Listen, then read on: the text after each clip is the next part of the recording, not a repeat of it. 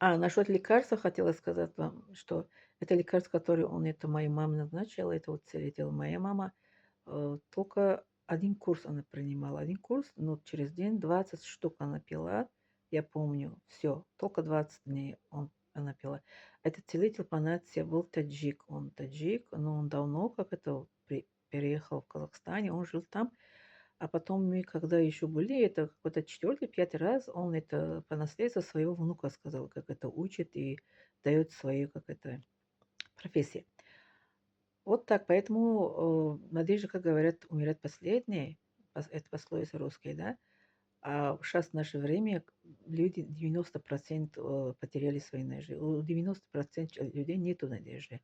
Они либо как это грустят, либо они не верят, либо они не надеются, они потом они как это думают, что нету как это исцеления от этой болезни или как это неизлечимой болезни.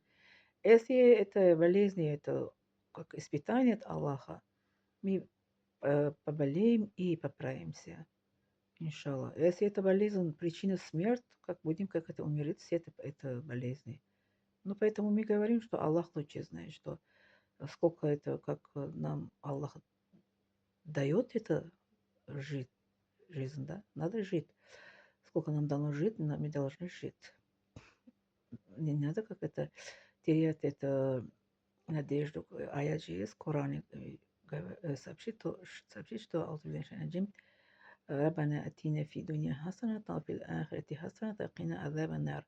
Мы говорим, что о Аллах дай нам благо в этом мире, в ином мире, и спаси нас от ада. Поэтому мы, когда болеем, мы просто просим Аллаха, как это исцеление, облегчение, да. И по воле Аллаха это все, иншаллах, образуется.